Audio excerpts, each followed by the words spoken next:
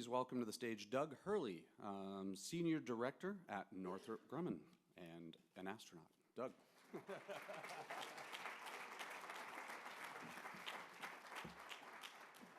Thanks, everybody. On behalf of Northrop Grumman, it's a real honor to introduce these next two, and Mike, definitely three individuals. I don't want to leave you out. Mike's a great guy, too. It really is a great honor. First, Charlie Bolden. Obviously, both of these gentlemen don't need introductions, but you're going to get a little bit of one anyway.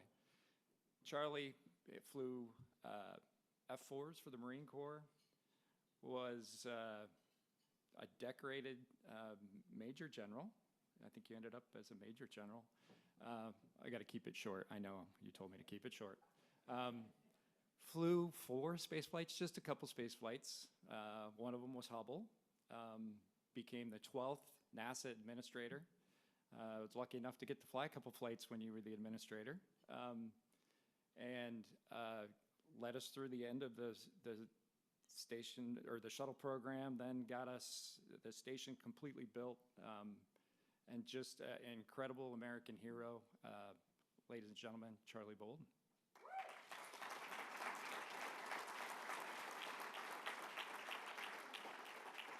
And then keeping with the theme of naval and marine aviators, Jim Bridenstine flew off the aircraft carriers, flew E-2s and F-18s. Great airplane, by the way. But I'm a little biased. Then served as a representative for the 1st Congressional District in Oklahoma. Then continued to serve our country as the 13th NASA administrator.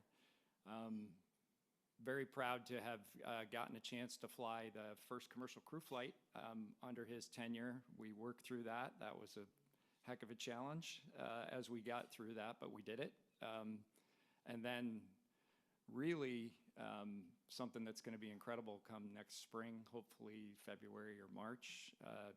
Jim got the Artemis program to where it is today. We're going to fly humans around the moon in just a few months. So hopefully everybody's going to make it down to Florida for that, because it's going to be an incredible experience.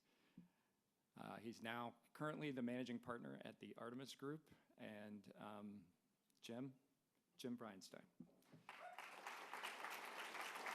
And then, real quickly, as the founder of the Space Policy Group, Mike French is going to moderate this discussion. So looking forward to hearing from him.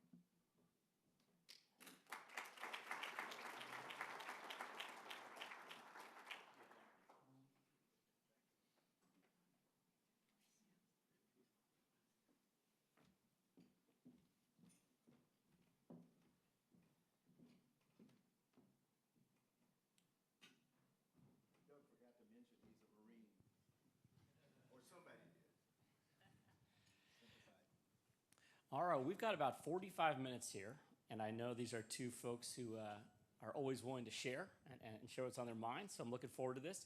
We also want to include the audience in this as well, so we're certainly going to leave some time to get your direct questions here and let the administrators respond. So let's start with the job of administrator. We started this new administration with one of the quickest nominations that sort of we've seen, and yet here we are now almost 10, 11 months in on the 2nd acting administrator. You both had an acting administrator, part of your own tenures. Can you give us a reflection on what does that mean for the agency, and sort of how do you see that affecting things now?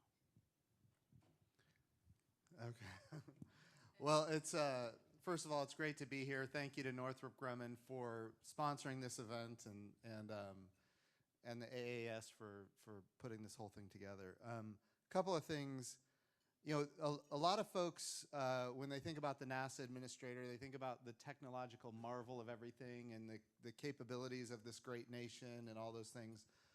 I will tell you, I came from Congress, and the most political job I've ever had was the NASA administrator job. So when you're the NASA administrator, you've got to work with your own administration to figure out what your budget request is going to be, and that means you've got people at the National Security Council, the National Space Council, the Office of Science and Technology Policy, Office of Management and Budget, the Vice President's office, and of course the President of the United States has his own team. And everybody has an opinion on what NASA should be doing. And you've got to listen to what the President says and ultimately come up with a budget request that matches those desires for this great country. And that's all trying to manage all of that inside your own administration at the time, while at the same time, if our budget is going to go up, which of course is the NASA administrator we needed to have if we're going to go back to the moon and on to Mars, and we're going to have a permanent human presence after the International Space Station, our budget needs to go up. If we're going to do that, we need our international partners to have their budgets go up commensurate with ours. So you're traveling the globe. You're going to Japan, you're going to Canada, you're going, in fact, to Russia, because half the International Space Station is Russian. You're going to Europe, and you learn quickly that the other heads of agencies don't control budgets around the globe. It's the ministers of finance that control budgets. And so you've got to quickly get to those folks and ask them, hey, here's what we're doing. We're creating this new program. It's Artemis. We're going to the moon sustainably. We're going with commercial partners, international partners. By the way, we need you to be on this team. You think about, we're going to go with the first woman to the moon. And of course, that gets a lot of folks excited around the globe, and they're like, yeah, we're going to be with you. Okay, we need you to increase your budget because this stuff is expensive. And then after traveling the globe, trying to get everybody to get their budgets up and working with your own administration to get a budget request, finally it's all done, but it's just the beginning, because now you've got to get 435 members of the House and 100 senators to all buy into this, or else it goes nowhere. And at the time, I was in the Trump administration, and Speaker Pelosi was the Speaker of the House. So how do we manage this? And going out to California to do town halls with Speaker Pelosi on Women's Equality Day and talking about Artemis and the first woman on the moon. And by the way, Speaker Pelosi was fantastic. She fully bought in. She wanted to do it, and she was supportive, and she helped me get audiences with other Democrats in the House and the Senate. And trying to pull together this coalition to achieve these outcomes, it was the most political job I've ever had. And I came from the House of Representatives, and I'll tell you, I think that's a challenge that it's why you need a NASA administrator. And I know, Sean Duffy, who is a good friend, I worked with him in the House, he's learning quickly and coming up to speed and making important decisions, big decisions that in some circles are not terribly popular. But he's figuring it out. He's coming to conclusions that I think are great. I mean, it's necessary if we're going to achieve what we hear the president say we need to achieve. So I think it's an important job. Sean Duffy has come up to speed quickly, and I think he's starting to make the right decisions to get us where we need to go. I don't know. Is that enough? I think we're going to keep going. Let's get Charlie in here. Yeah, you're going to hear from the guy who sucked for 2 years. And for those of you, there's some in the room, Charles Scales, some other folk, Mike French right here.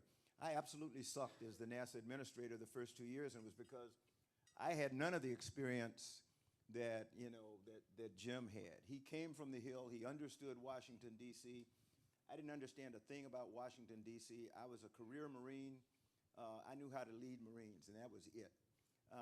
Granted, I considered myself a member of the NASA family. That was bad, because it put me in an administration, the Obama administration, who really could care less, and I'm saying this honestly, could care less about the NASA family. They had an agenda. They had things they wanted to do, and so I had to learn that, one, there are two ends of Pennsylvania Avenue, and neither is dominant. Both are critical, and if they don't work together, we don't go anywhere. I also had to convince people inside NASA that I was still a member of the family, although I was now a political appointee.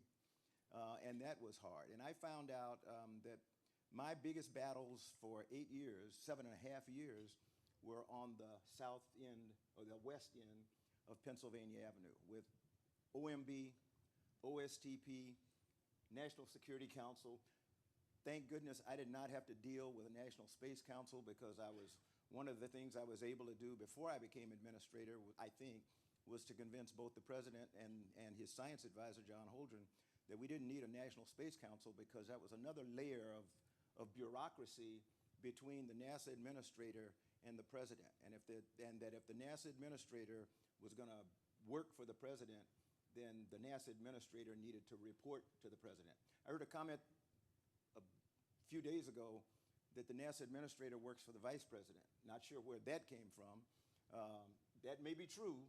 Well, so in the previous Trump administration, when we had a National Space Council, Exactly. President Trump appointed the vice president to be the chairman. And so I guess by law, you report directly to the president. And of course, for all the big issues, that's where you go. But I will tell you, Vice President Pence was all in on NASA and very supportive. And he came to the headquarters a lot. A lot, So, a lot, exactly.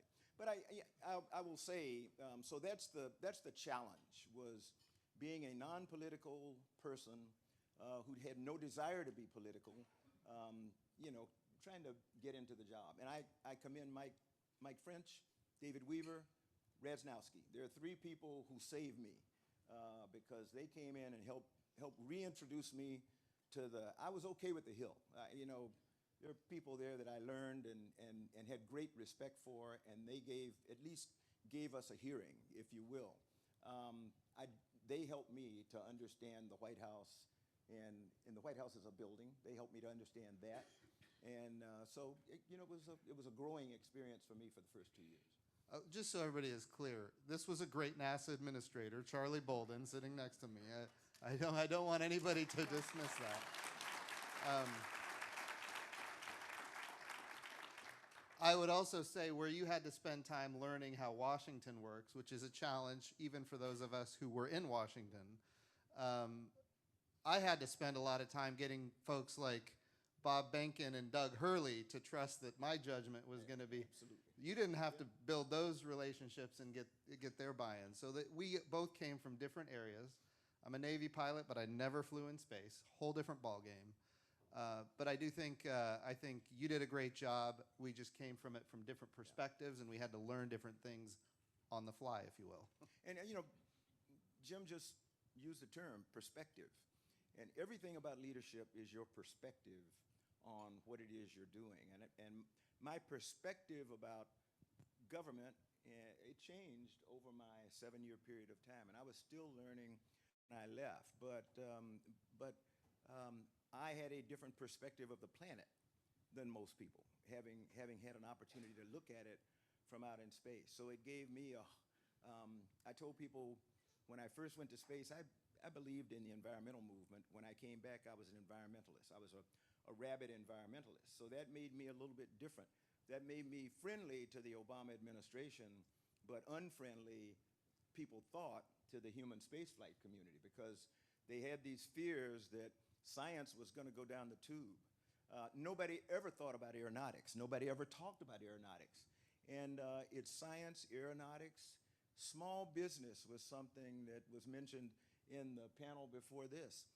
That was a critical part of NASA, who we are and what we do, because I look around this room and you would not know what NASA's Small Business Office does, because there is not very much representation from women-owned and minority businesses here in the room, from the look of the room. Now, I could be wrong, but there can't be more than 2 or 3 black-owned businesses represented here, because there's only 2 or 3 people who look like they might be able to own a black-owned business. So anyway. Well, let's talk about perspective on a hot topic. Both of you faced some pretty major architecture and capability decisions during your tenures. We now have a bit of an active relook at the human lander and the parts of the Artemis architecture. Is there something that your own experience, considering architectures and capabilities, sort of brings to bear? Is there a perspective that us as a community should be thinking about as this is a current topic? Can I go back to the panel, to Radz's panel just before us? Because you heard a couple of words. You heard you didn't hear standards, but standards is one thing. You heard regulations. We spent the first 2 years when we decided we were really going to convert to commercial space. The first 2 years, we had anybody who ever thought they were going to bid on a project come in all over the country and rip apart every NASA rule and regulation, everything in the FAR. Human rating standards turned out to be the really hard one, but it took 2 years to reach an agreement on what the standards and regulations and rules for human spaceflight were going to be. But somebody made the comment, I think Reds may have made the comment that, you know, of the 200 or so regulations, maybe 5 were changed over the period of time, and that's because those regulations were drawn up heavily influenced by industry. So, you know, we weren't asking them to do things that were Apollo standards for systems that didn't even exist anymore. So it was a huge step along the way to get industry intimately involved right up front so that we didn't have to go through that, okay, who made that rule? Or we all did, and so let's just be quiet and live by it because you thought it was good when you made it, so make it work now. So that's all true. I would argue when it comes to the architectures that we think about for the moon, we have to have alignment, and that alignment is between what you hear our governing authorities say and what the contractors are producing. And sometimes that alignment isn't there. And I'm not saying one is better than the other. Different folks have different incentives. They come from different perspectives. So if we hear our leaders say we're going to beat China to the moon, dang it, we ought to have programs that beat China to the moon. And so that means we need to do certain things. For example, and I think Senator Cruz did the right thing here when in the reconciliation bill, he put in 2 more SLSs. I think that was important. If we're going to beat China to the moon, we've got to have SLS. You know, we have to use what we know works right now today. SLS is a proven system. Orion is a proven system. The European Service Module is a proven system. What we don't have is a lander. That's what we're missing. That's the only thing that we're missing is a lander. And if the goal is to beat China to the moon, we need to have a program that is in fact, you know, dare I say, a Defense Production Act kind of program. We're going all in to build a landing system as quickly as possible with a team that would be a small team with authorities, maybe authorities put together by an executive order from the President of the United States that this is a national security imperative that we're going to beat China to the moon. And in order to get that done, we need to have a small skunk works type organization that can be in charge and make that lander come to reality.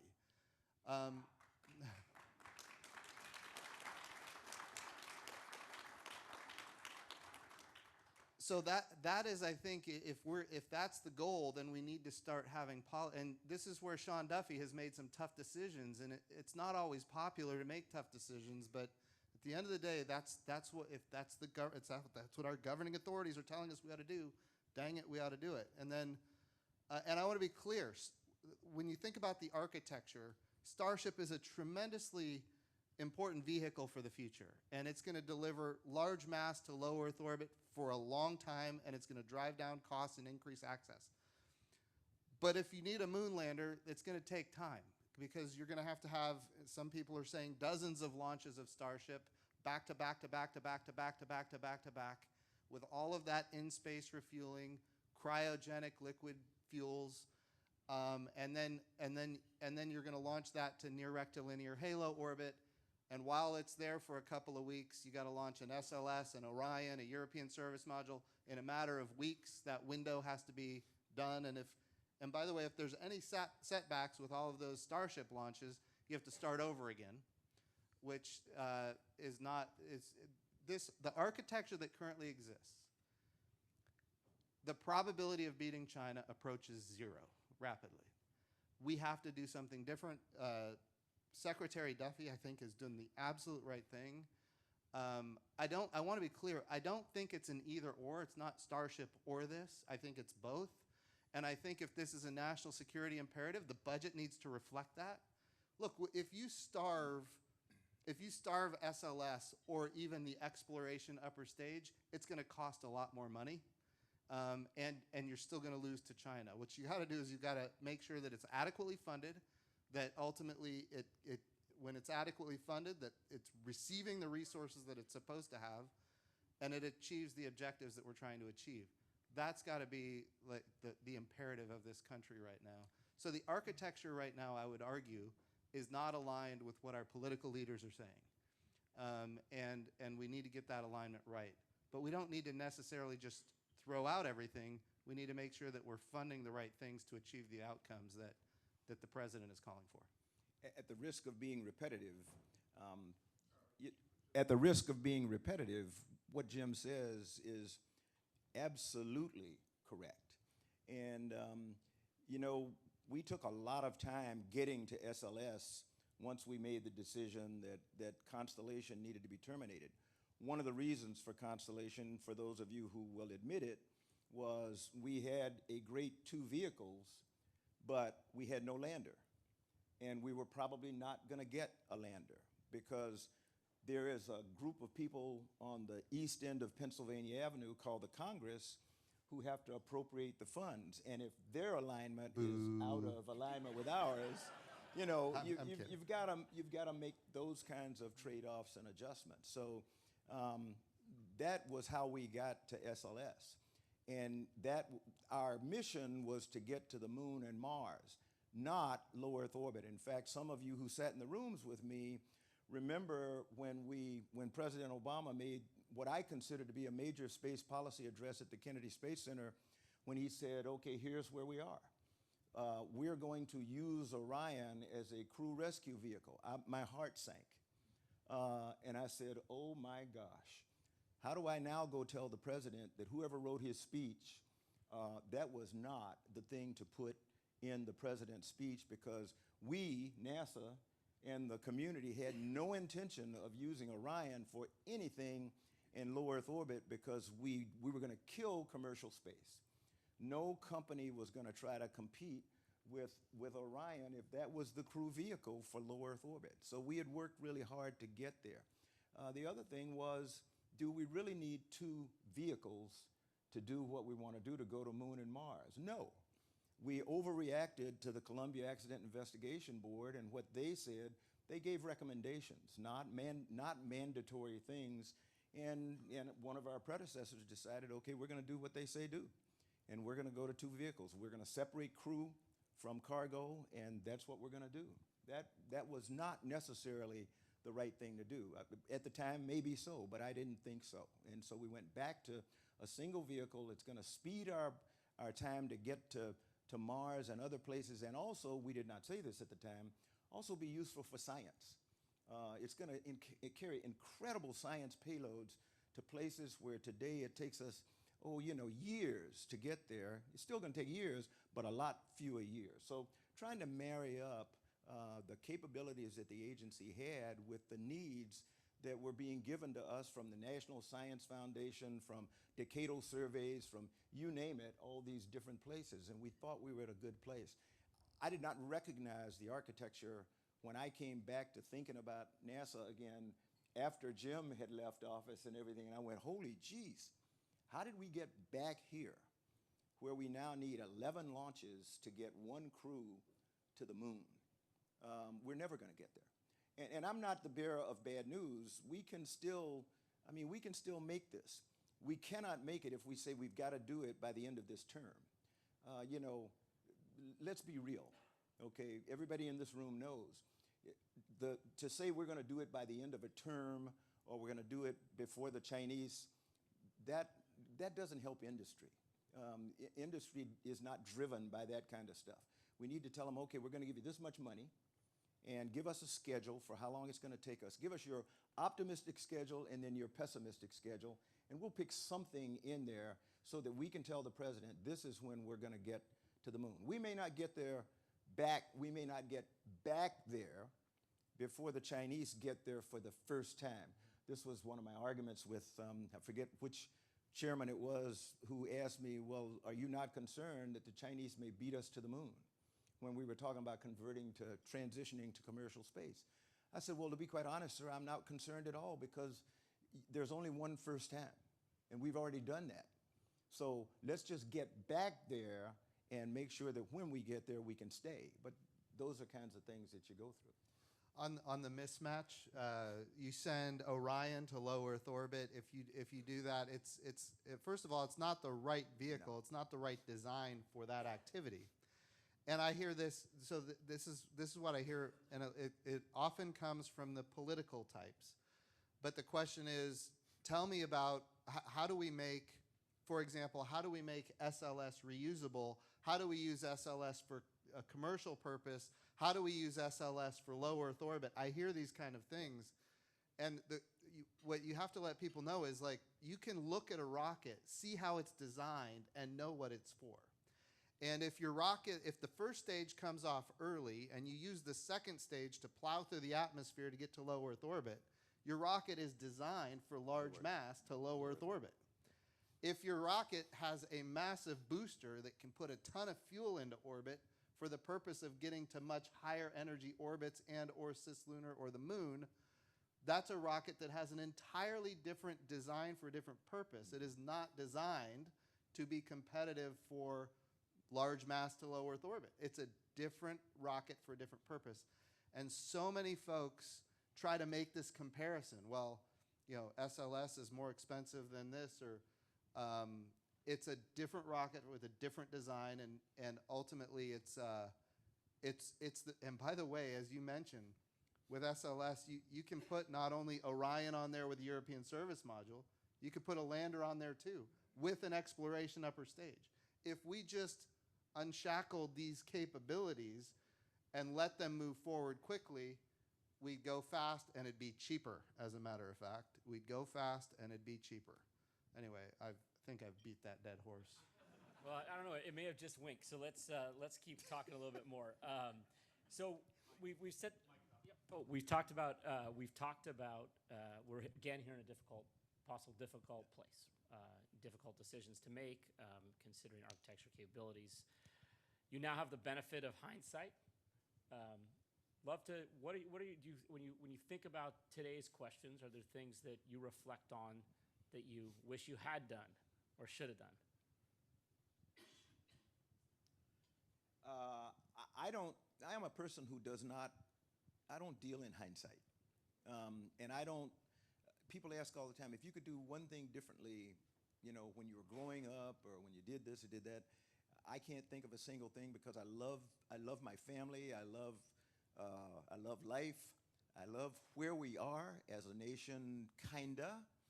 And I can't think of anything that I would do differently because I don't know what impact that minor change might have. Again, I keep going back to Red's panel because every one of them commented about the fact that when you make a change, how many of you are software people?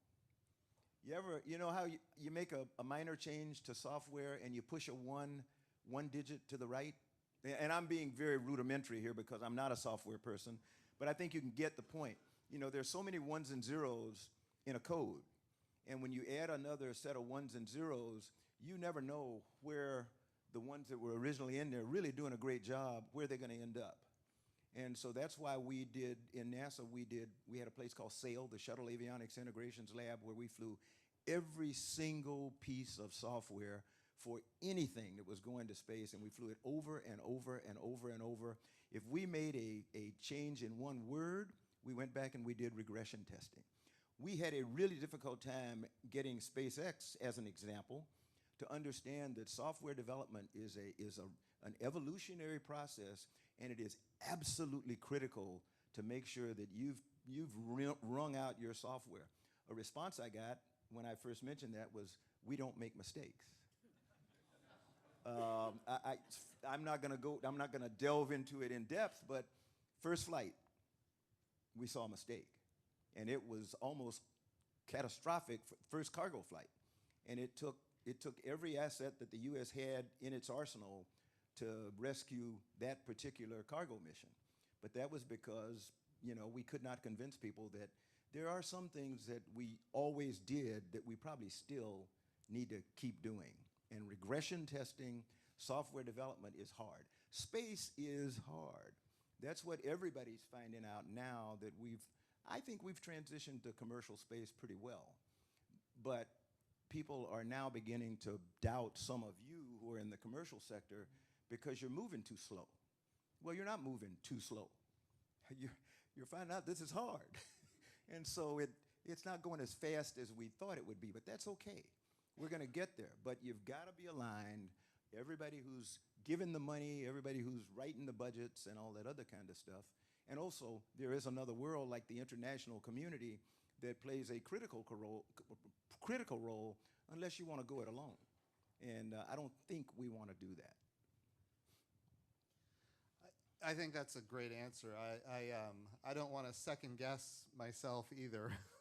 However, I would tell you, and I said this a lot at NASA, and it didn't come to fruition. So I took what Charlie did as the NASA administrator on commercial resupply and commercial crew, and I tried to take those models and expand them into things like what became commercial low Earth orbit destinations, or the CLIPS program, or commercial human landing system, for example. But in every case, I always said it's only commercial if you have multiple providers that are competing on cost and innovation and safety. And those providers need to go get customers that are not NASA to drive down cost and increase access for the American taxpayer. So if they go get customers that are not NASA and they're competing on cost, innovation, and safety, then we all win. And I think for the human landing system, by the time that decision was made, I was gone, and they selected one. And I think that that's been a challenge. If I had to go back and do it again, maybe I could have had more influence on that before I left. All right, thank you. Well, let's open it up. We got a lot of... To be clear, Congress did get that fixed, by the way, with a second human landing system. So that did get resolved over time. Well, let's go, right here in the front. I promise I'll be kind. Don't look panicked. Given everything that's going on, I mean, it's more important than ever, I think, for the general public to understand why space is important. In 30 seconds or less, what are the words you would use for John and Jane on the street of why they should care about space today?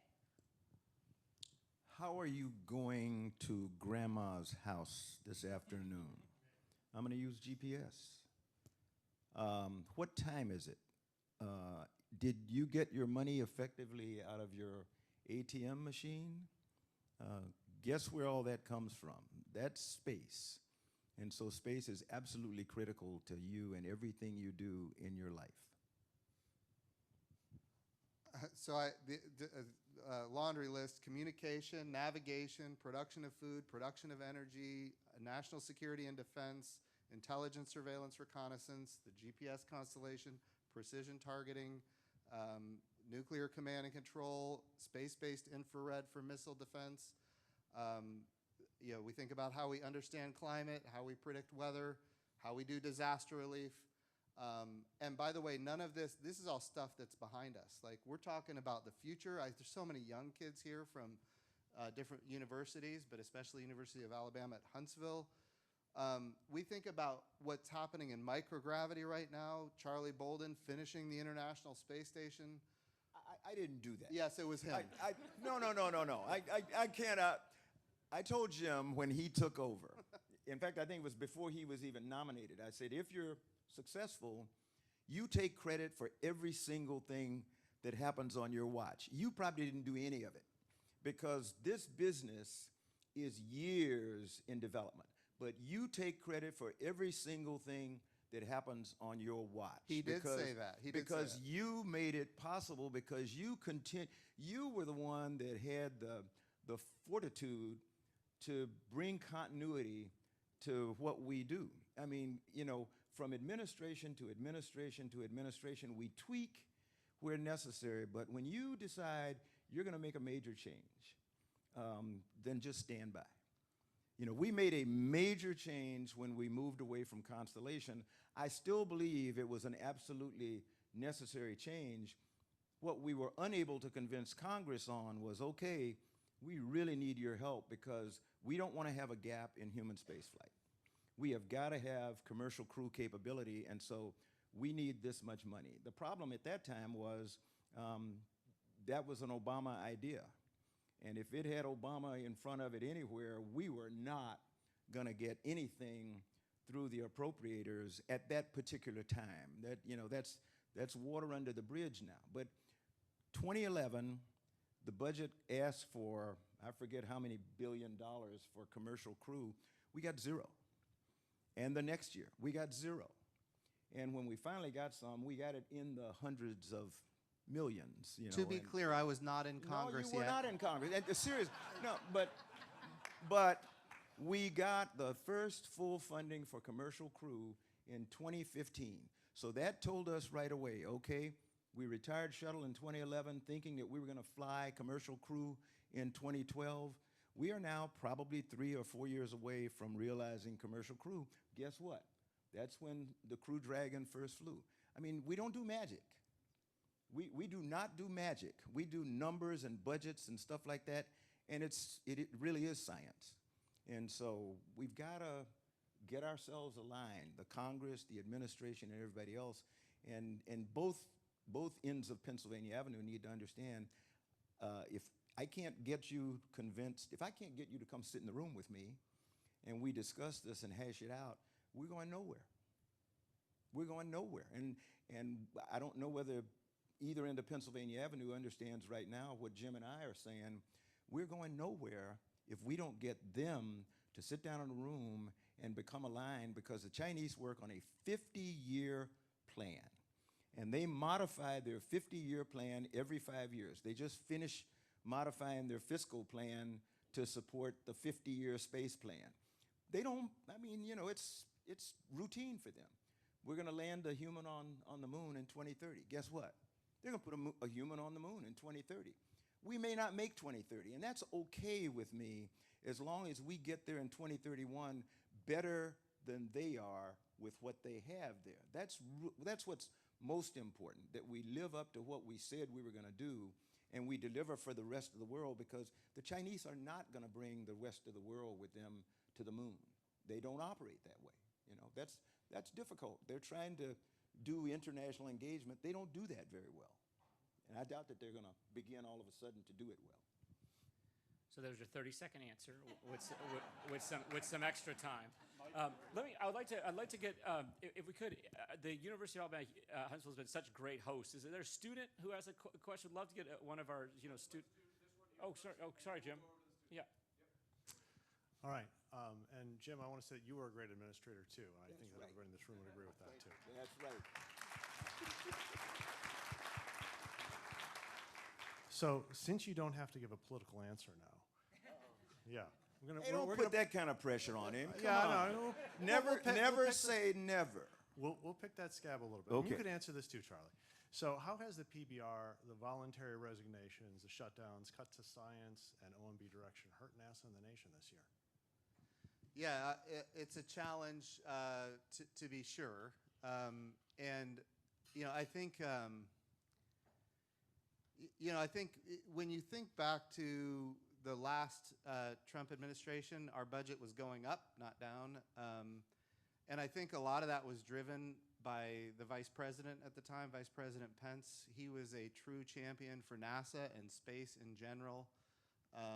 And I think that really, I mean, make no mistake, we had to fight for the budgets and everything else, but at the end of the day, Vice President Pence was all in on space, and he was very supportive. I will tell you, one of the things that I don't like is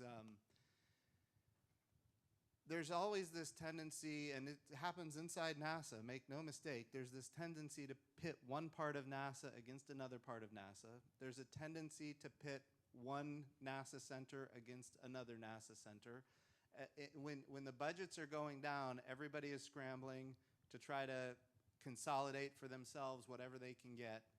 And I think that has pretty significant damaging consequences to the agency as a whole.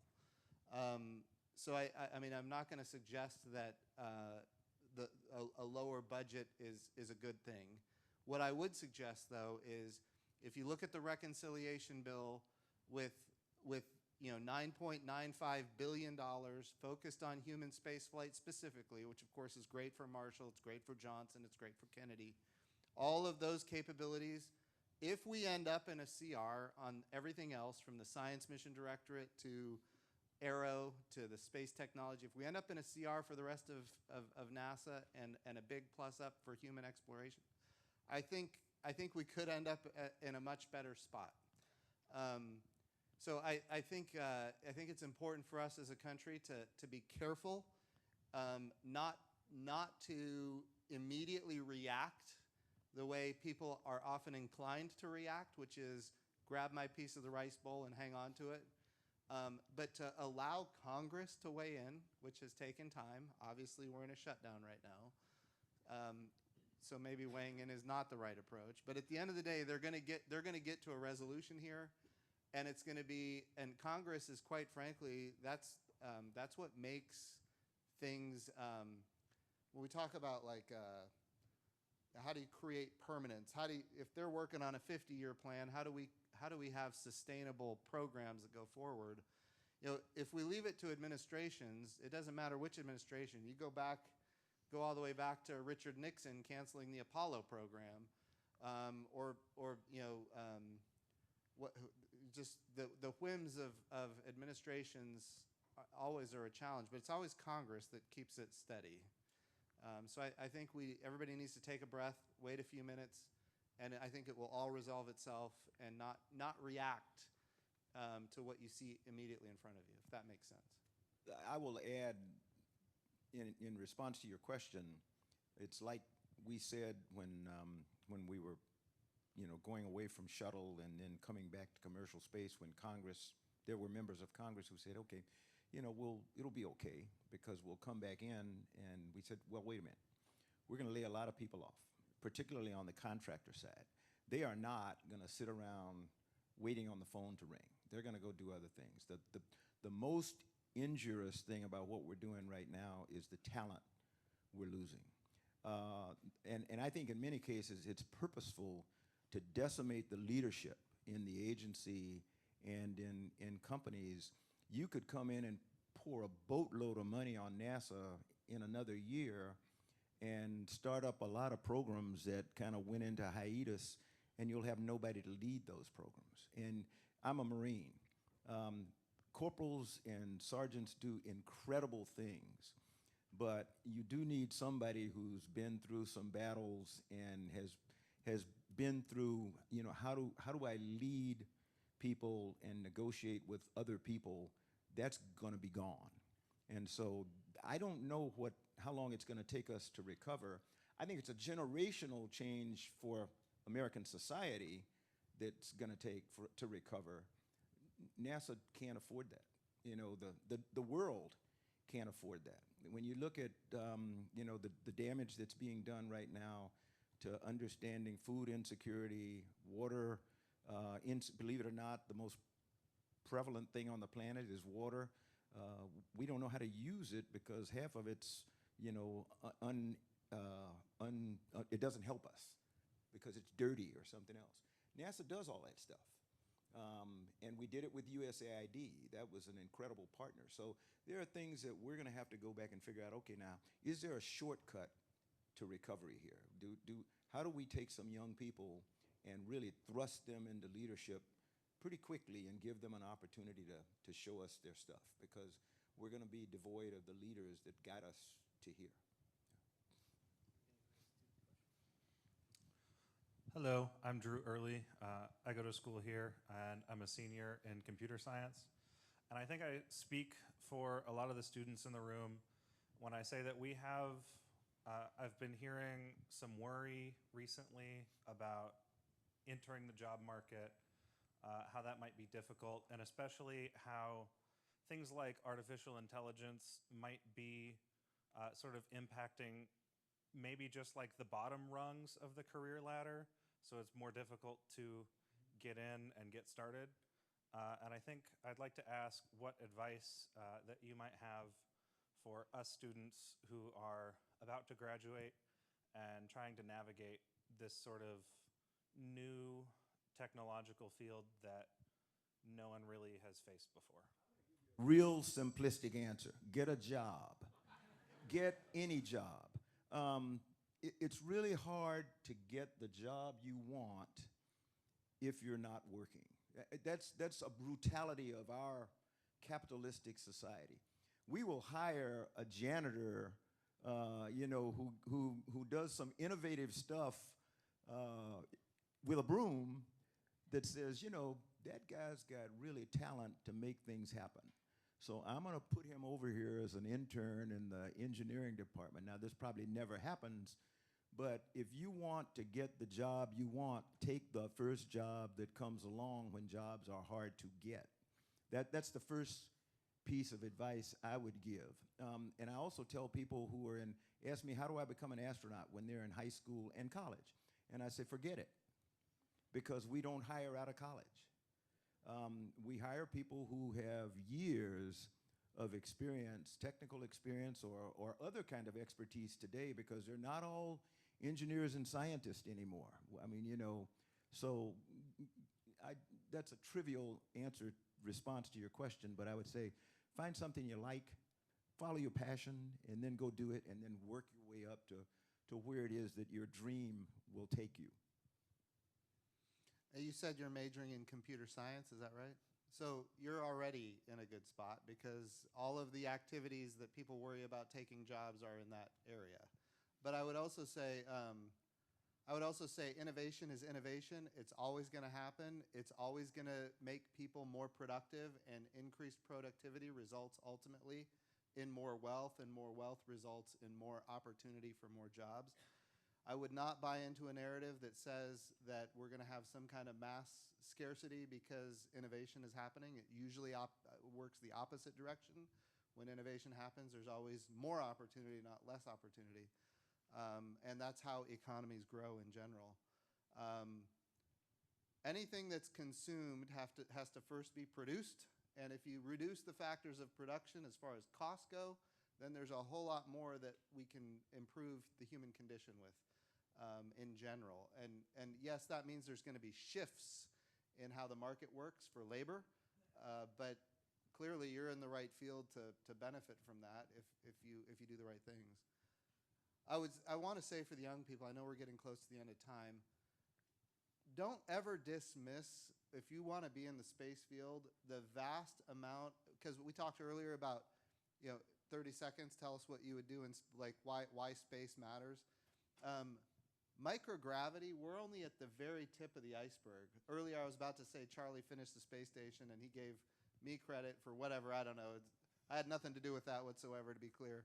But at the end of the day, the way we're creating new drugs in space because atoms and molecules organize differently in the microgravity of space than they do in the gravity well of Earth, the way we're creating new advanced materials for artificial retinas for the human eyeball, the way we're doing 3D printing of tissue for regenerative medicine, the growth of human tissue, advanced materials for hypersonics. Microgravity, we are only beginning to understand the value of microgravity. It's why it's so important that we actually have a permanent human presence in space. The International Space Station we love. It can't last forever. Instead of having the budget go down and then a new budget come up, we need to increase the budget so that we can have what comes next ready before what came previously gets deorbited. Like, that's what we need to be thinking about as a country. We don't want to fall behind China when it comes to microgravity, because all of these great capabilities and technologies that are going to be transformational for the economy that you're stepping into, those great technologies and capabilities are going to be China's if we don't fund what comes after the International Space Station. And I'm telling you right now, we are not funding what comes after the International Space Station. We need fully mission-capable systems. We need a permanent human presence in space, and there should be no gap after the International Space Station. Congress needs to get that done.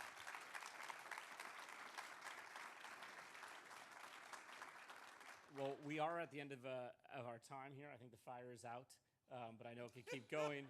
But I just want to thank you for your incredible candor and just your incredible leadership and continued leadership on behalf of all of us. So thank you so much. Thank you. Thanks very much.